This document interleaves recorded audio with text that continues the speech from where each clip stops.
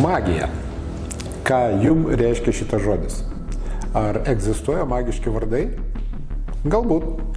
Šiandien svečiuose pas mane mergina su tikrai magišku vardu Alisa. Ir Alisa pristatys savo veiklą, kokią jinai užsiema.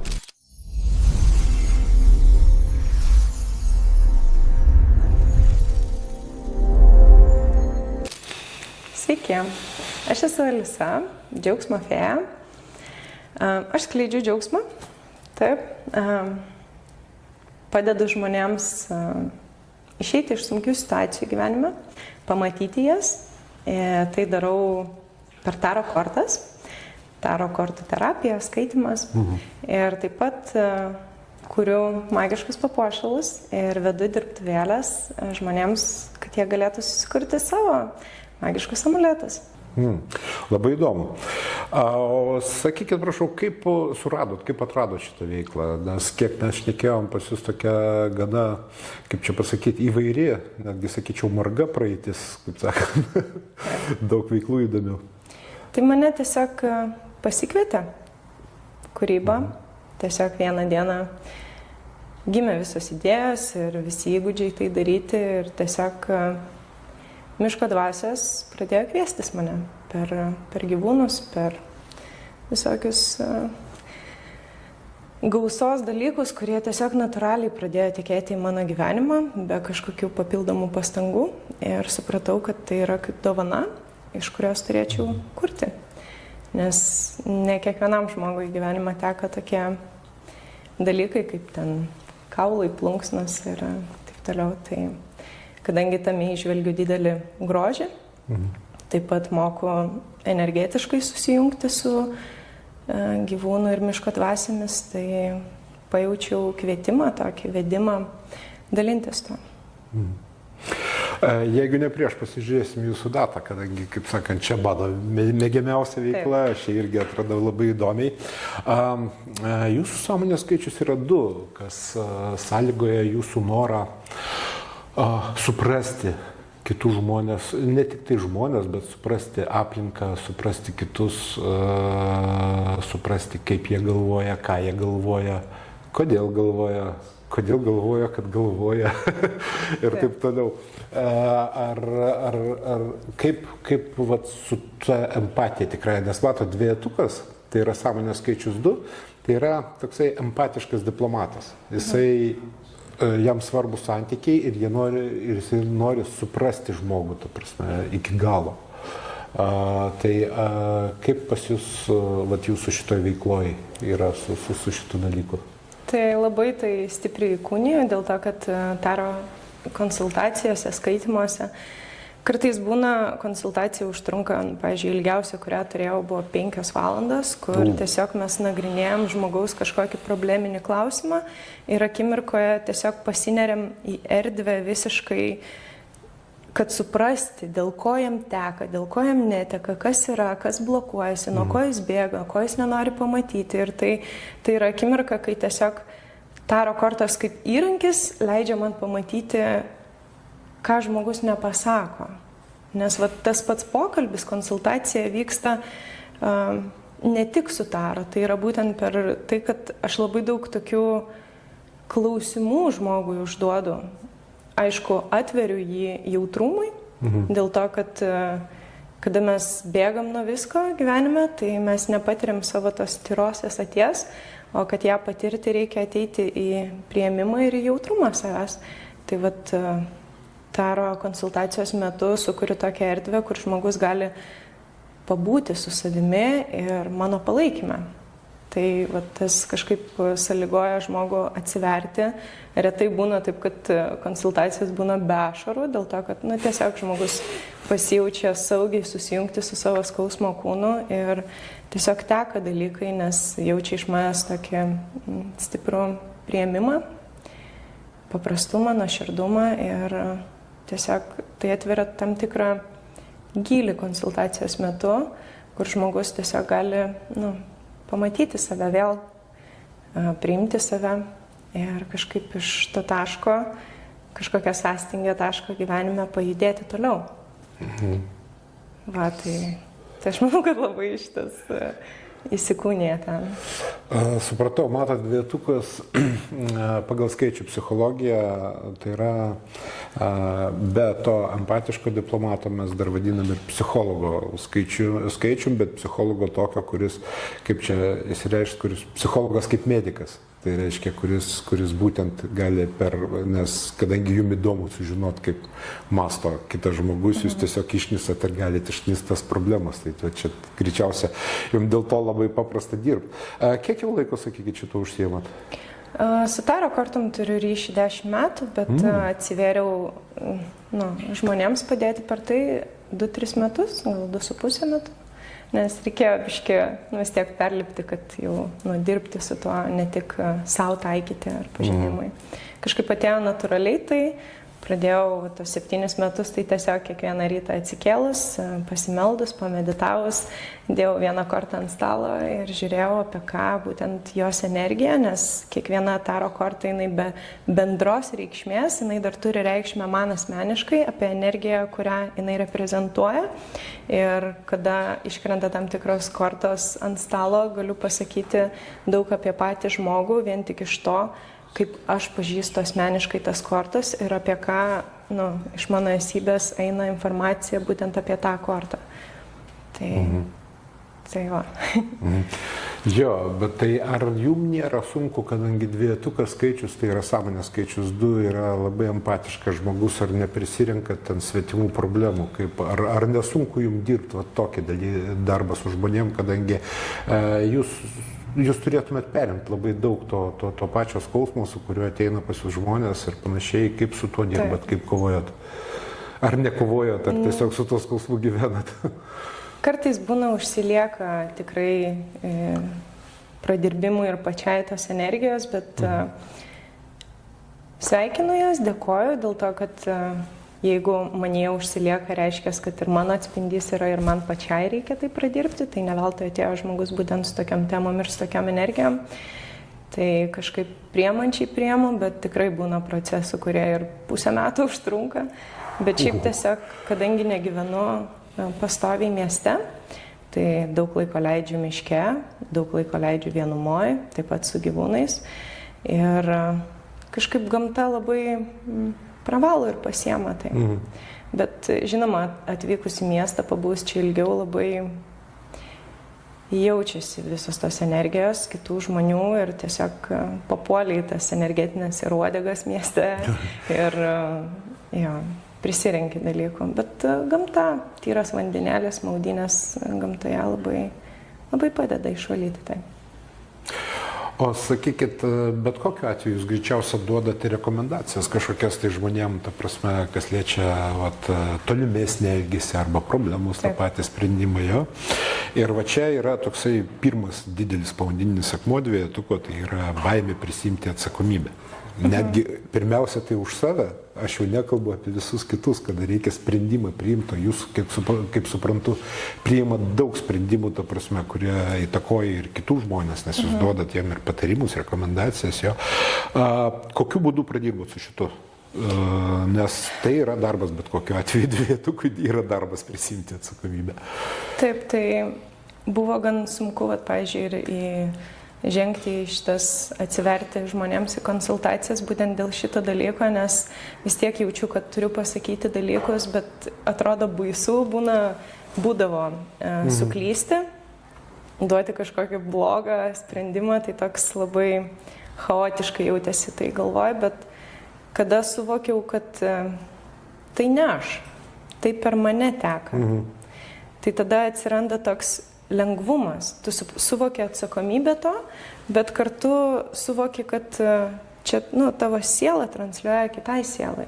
Širdies į širdį vyksta pokalbis ir kada tyrai tiesiog iš meilės nori padėti ir priemi viską, kas ateina ir leidi tam tekėti.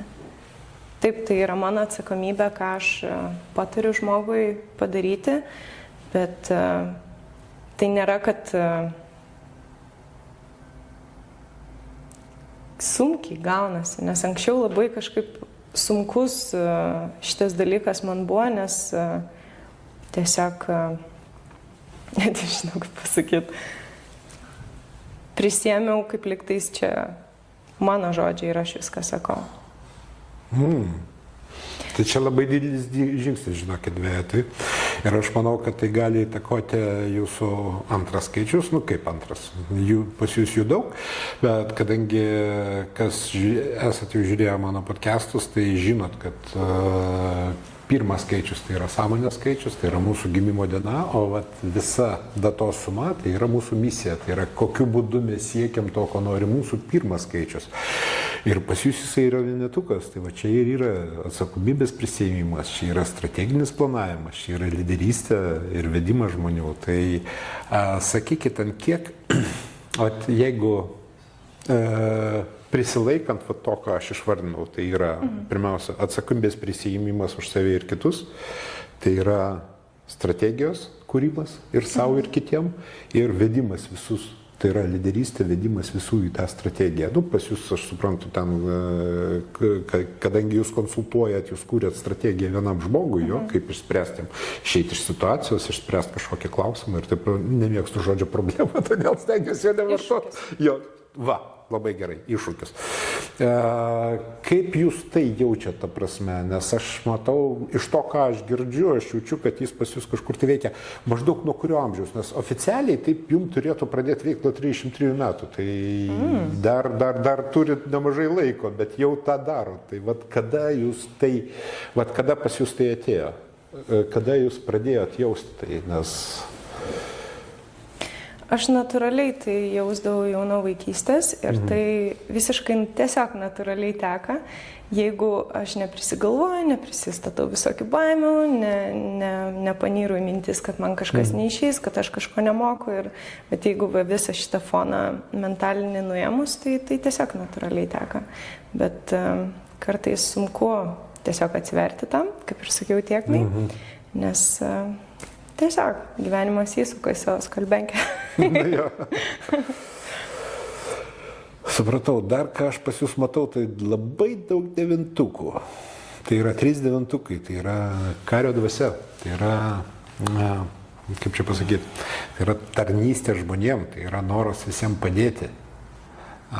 Kaip pas jūs tai pasireiškia? Ar jaučiat tokį dalyką? Per daug. Per daug, tai.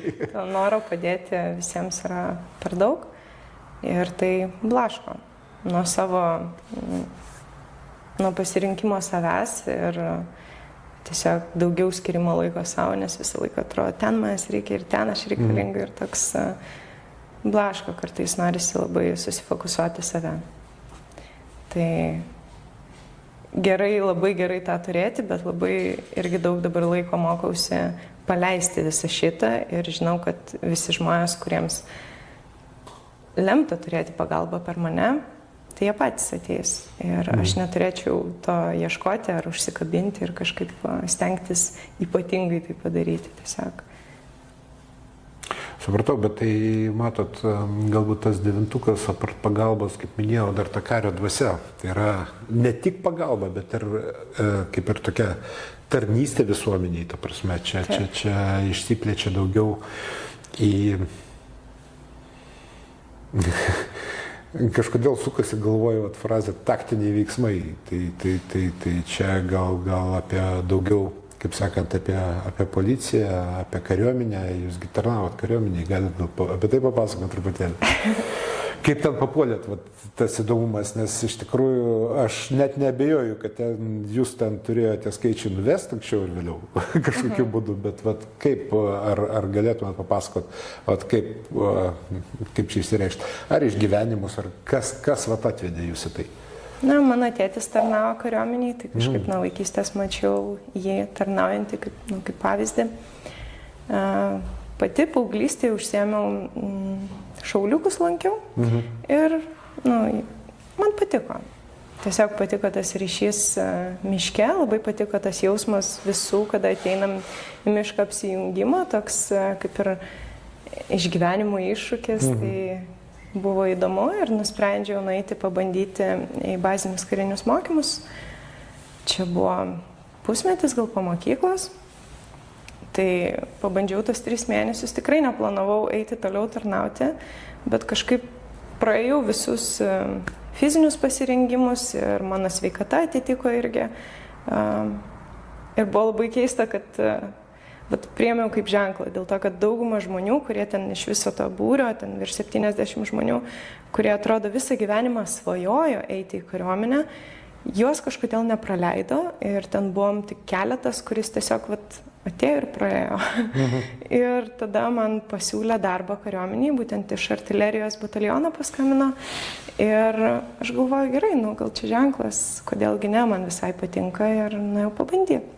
Bet po to per tą pirmą bandomąjį pusmetį supratau, kad nelabai rezonuoja vis tiek iki pat galo. Buvo įdomu, bet tai, kad labai daug savo laiko kažkam atiduoti į pavaldumą, man nebuvo tai, ką aš norėčiau daryti, nes esu toks, kuris mėgsta pats spręsti, kaip investuoti savo laiką. Tai čia kokio amžiaus jūs buvot? 19, 20, 18. Tai tai, ką aš girdžiu, aš suprantu, kad tas vienetas jau tada pradėjo pasislysti.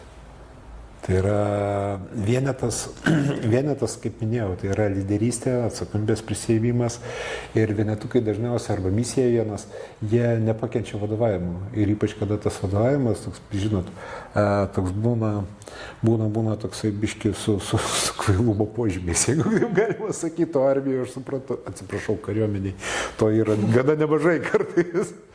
Tai aš spėju, kad galėjo misija jau pasireikšti tada.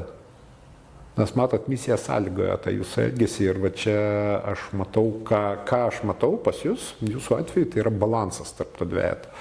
Dvejetukas toksai minkštas, švelnus diplomatas, kuris nenori nieko nuskriausti, nenori prisimti atsakomybės, kad nedaug dievė kas nors kokio negautų. Ir vienetas, kuris pastumė į atsakomybę ir prisijima ten, kur reikia.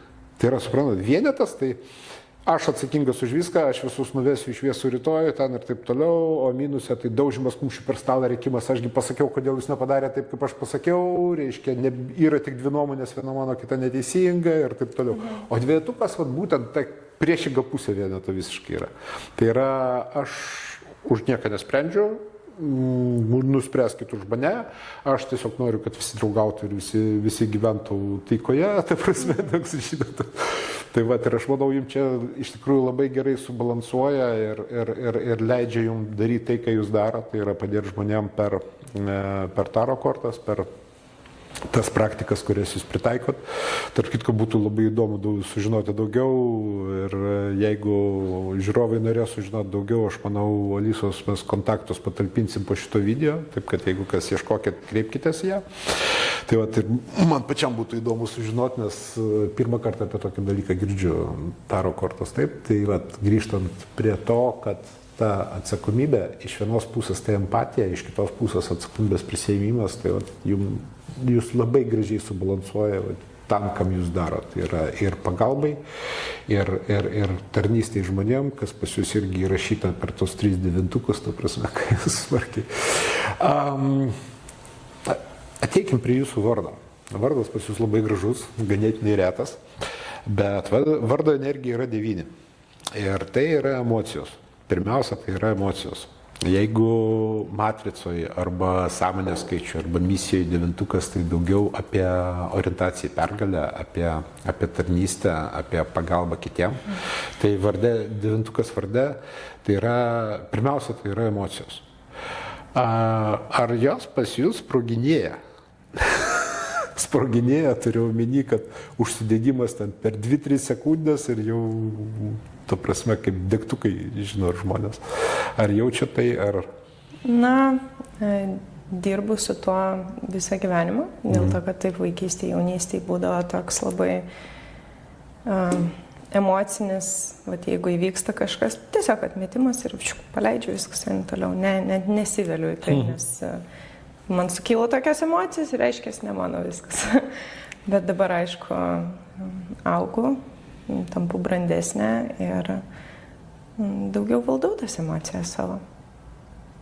Neprisiemu kitų tiek emocijų. Nelinkėčiau jų užspaudinėti, gink dieve negalima.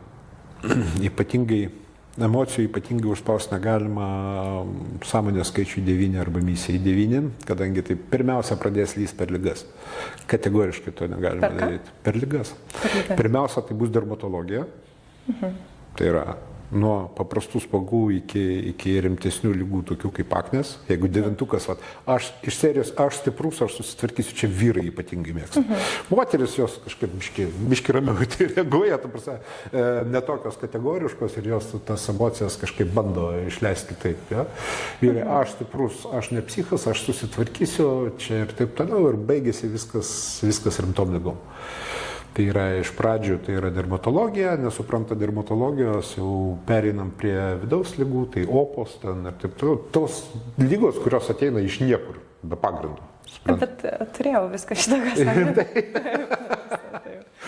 Jo, matot, pas jūs dar 3 devintukai ir gimimo datoja, tai gali būti. Jo, o tai tas emocijas turbūt jūsų šitos praktikos ir pradėjo sutvarkyti, nes joga tai pirmas vaistas, bet kokiu atveju joga ir meditacija yra pirmas vaistas tam subalansavimai. Gal net tiek, kiek joga, bet tiesiog paprastas fizinis krūvis. Tiesiog nesvarbu, ką darai. Kad tiesiog išsikrovimą tokį jaus.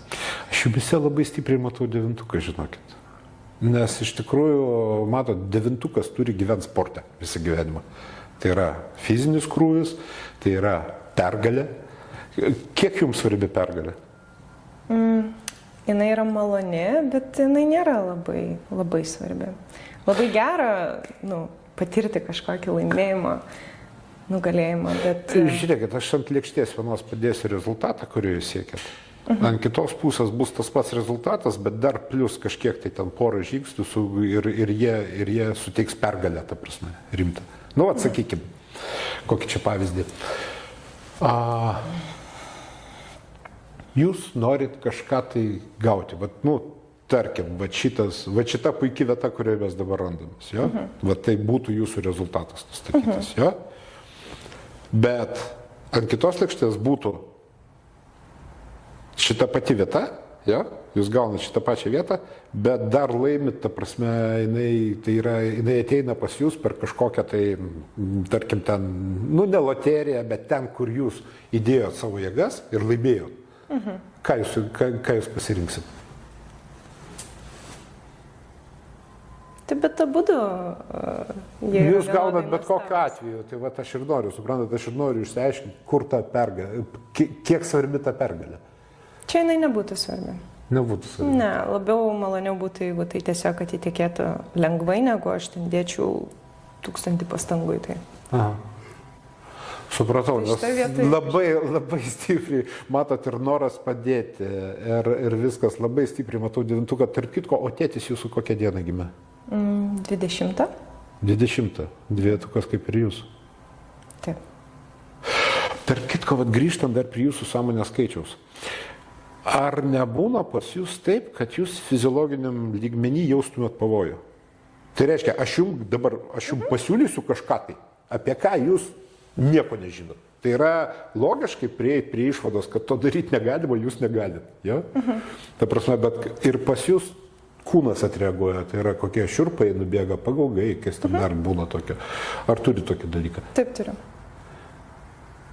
Krūta. Tarp kitko, čia pas tikruosius dažniausia pasitaiko pas tikruosius 2, jūs, atsiprašau, kad taip sakau, ne visai tikras 29 diena, tikruosius aš turiu omeny, 2 ar 20 diena labai dažnai reaguoja kūnas į pavojų. Ir 2, tie, kurie žiūrės šitą video, hebra, jeigu jūs turite tą jausmą, saugokit jį, čia didžiausias lakmuso popierėlis, ta prasme, bet kokiam pavojui nustatyti, tai yra jūs reikėtų pasodinti į ofisą ir duoti vertinti projektus ir laikyti, glostyti ir nieko nedaryti, kad jūs užsiminėtumėte tik šitų, nes tas jausmas yra pas jūs 100%. Taip kaip 7 dauguma, jeigu jie draugauja, jeigu jie atveda kūną ir protą į discipliną, jie susidraugauja su savimi, jie turi 100% intuiciją, taip 2 turi šitą dovaną, ta prasme, kurią būtų nuodėmė neišnaudoti. Tai va, ir žinokit, aš drįstu tvirtinti, kad jūs, kaip sakant, būtent joga jums padėjo labai smarkiai sureguliuoti tas emocijas, apie kurias šnekėjo, prasme, ir vardo tas emocijas, kurias duoda devintukas, nes būtent ir joga, ir meditacija atveda kūną ir proto į discipliną. Nes pagal šitą mokslą, pagal skaičių psichologiją, tas ir yra tikslas. Tai reiškia, kūno discipliną duoda bet koks fizinis aktyvumas. Ja? Tai yra bet koks sportas. Nu, jums su 3 devintukais siūlyčiau sportą ten, kur galima laimėti. Ten jums tiesiog paglostytų širdelę gerai. Ten ir taip toliau. Kas liečia proto discipliną, tai gali duoti tik tai meditacija.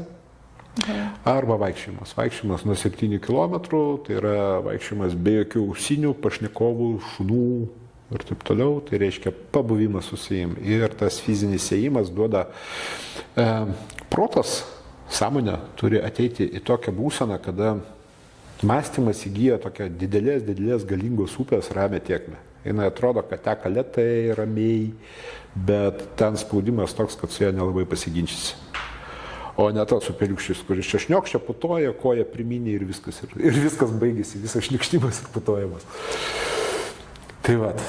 Labai įdomi jūs pasakėt, kad pliusinėje padėtyje, tam tikras skaičius vienaip elgesi, o minusinėje kitaip. Tai kaip jūsų klausiau, tai man labai pasijautė, kad pliusiniai, tai čia kaip žmogaus branda pasireiškusi, o minusiniai, tai jisai vaiko tokiam įstrigęs. Ne visai vaiko, supranta, čia būtent priklauso smarkiai nuo disciplinos, kiek mes tvarkom, ar mūsų emocijos tampo, ar mes emocijas. Ir tai yra daugiau apie moralę. Ir šiuo atveju moralę turiu omeny ne tą supratimą, kaip sakant, kaip turi vykti visi reikalai jo. Čia moralė tai yra mūsų trigeriai pagrindiniai. Jūsų dvietukų baisiausias trigeris yra, kada jūsų nesupranta. Jums nėra didesnio išeidimo pasakyti, jeigu aš pasakyčiau, kad aš tavęs nesuprantu. Va, čia yra pipėts ir tada dvietukas persijungia iš karto į manipulacijas, į savo minusinę pusę. Reiškia, minusiniai pusiai dvietukas yra manipuliatorius. Ta manipulacija paprastai tokia labai švelni, tipo, oi, tu arbatą geri, o man nepadarė, tai kad tu neprašai, please, Tai va, ir kiekvienas turim pas kiekvieną moralę yra skirtinga. Ir nėra konfliktų tarp žmonių, yra 2 moralių konfliktas. Tai reiškia, aš 7, man turi būti dvasinga viskas, jo? Tai yra, jūs neįvertinat mano dvasingumo, aš pasakiau, kad aš jūsų nesuprantu, viskas pas mus iš karto. Jo. Ir čia tada jau konfliktas, bet koks kitas konfliktas, ta prasme, tai yra pagrindas, tai yra moralės, susiduria 2 moralės, o toliau jau pasirinkamas mūšio laukas. Tai reiškia, kur mes kovosim dėl savo moralės. Ta prasme, ar tai bus tas, kad aš vakar išploviau indus, tavo eilė šiandien, o tu neplauni, man nedvasinga. O iš jūsų, tu nesupranti, kad pas mane pirštas abibintuotas ir plauti indų aš negaliu. Tai va, mūšio laukas yra indai, o moralės tos pačios. Nesupratimas arba dvasingumas. Kaip įdomu, aš dabar pasakėte apie tą nesupratimą, iš tikrųjų labai man tai yra svarbu, kad mane suprastų ir kaip būna tiesiog su artimai žmonėm. Konfliktas, kuriame atrodo, aš bandau paaiškinti, kaip jaučiuosi ir manęs nesupranta, tai aš tada išsiplečiu visokiais pavyzdžiais, bandau paaiškinti tavo, ten paimti žmogaus kokią nors patirtį ir bandyti paaiškinti, jeigu aš tau tai padaryčiau, tu taip jaustumės, dabar aš taip jaučiuosi, supranti, ir toks... Tas žmogus sako, Dieve, man čia per daug, kaip mama irgi visą laiką sako, Alisa, baig, viskas, aš supratau, nebereikia, nes... O mama kokią dieną gimė?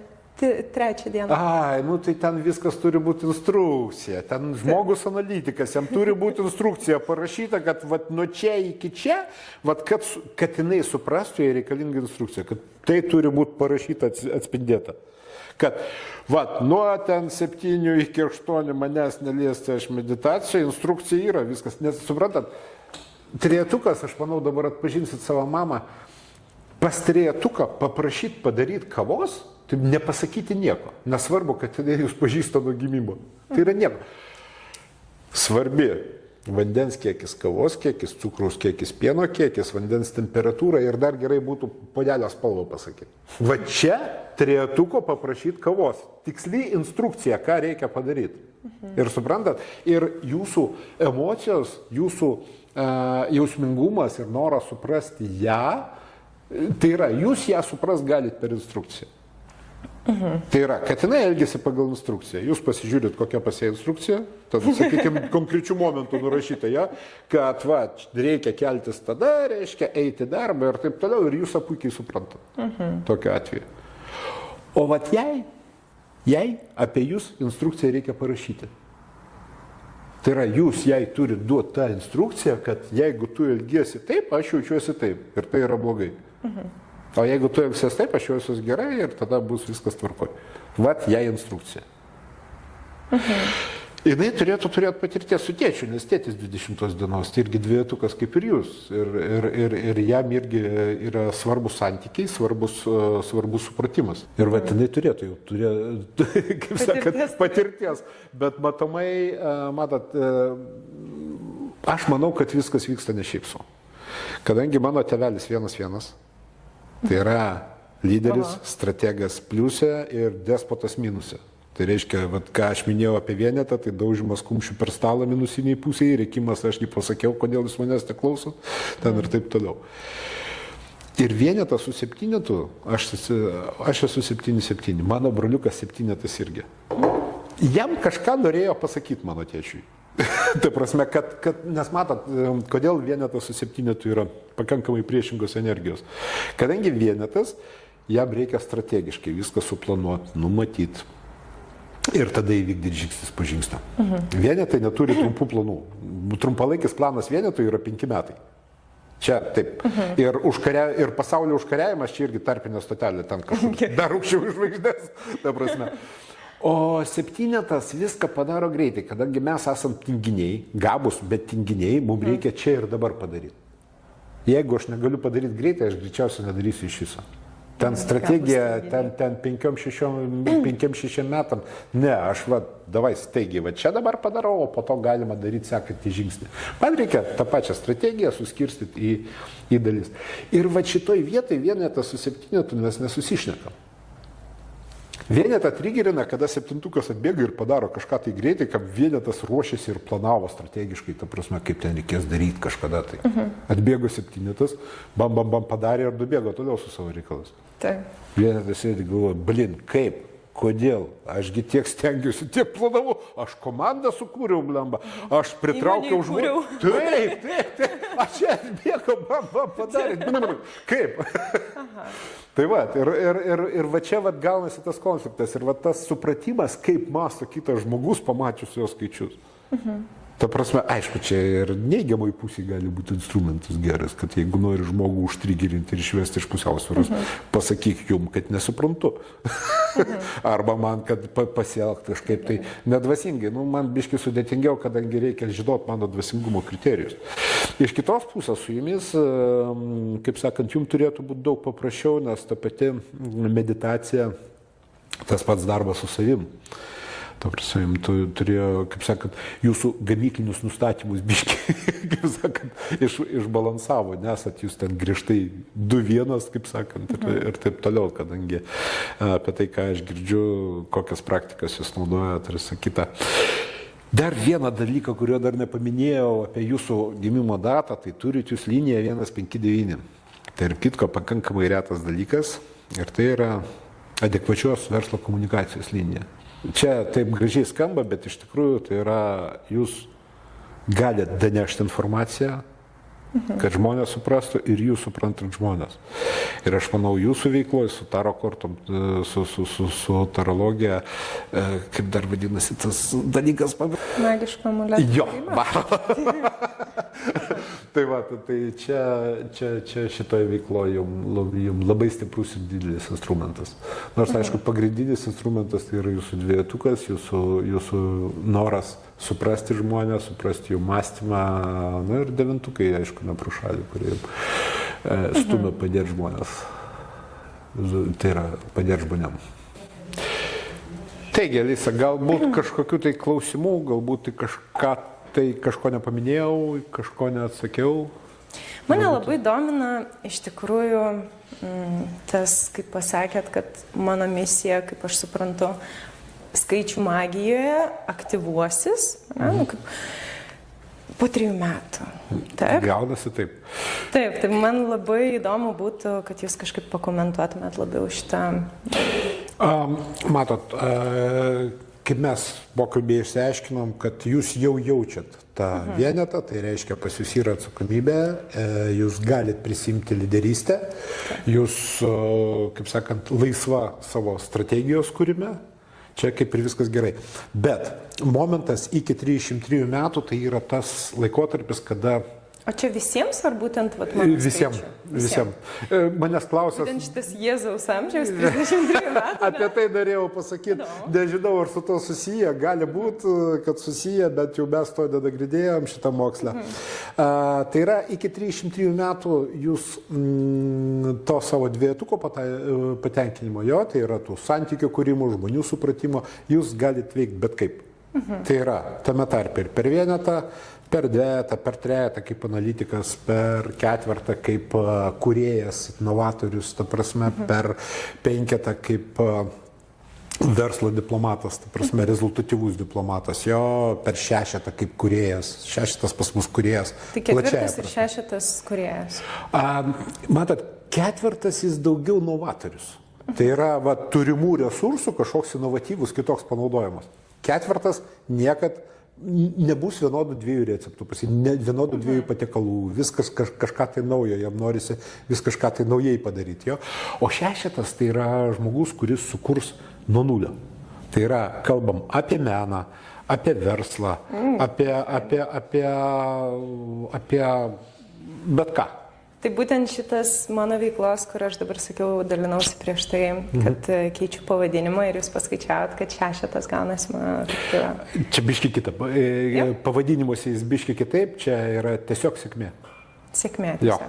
Matot, šešetai kuo įdomus. Kiekvienas skaičius nori paimti pinigus savaip. Dvejetukas ima pinigus per santykius.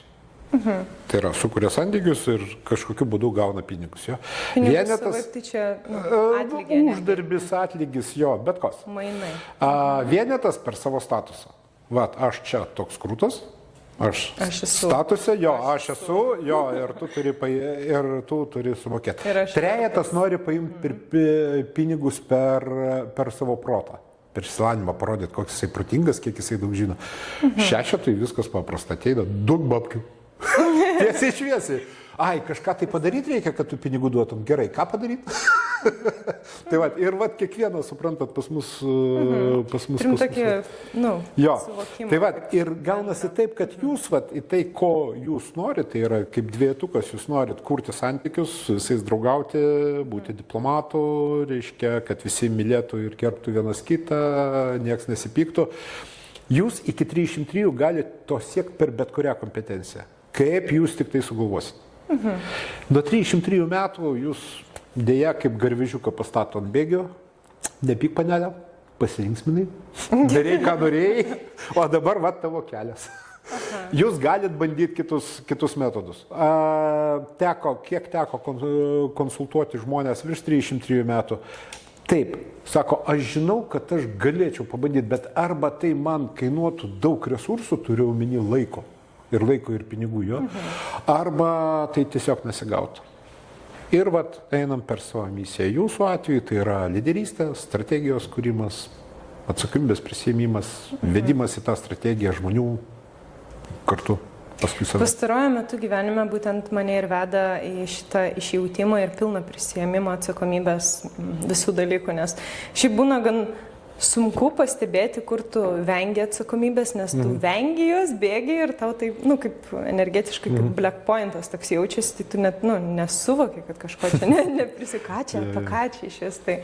Tai dabar kažkaip prieš gimtadienį, prieš 30-metį labai jaučiasi, kad tiesiog kviečia labai daug visur. Tiesiog ant kiekvieno žingsnio prisimti tas atsakomybės.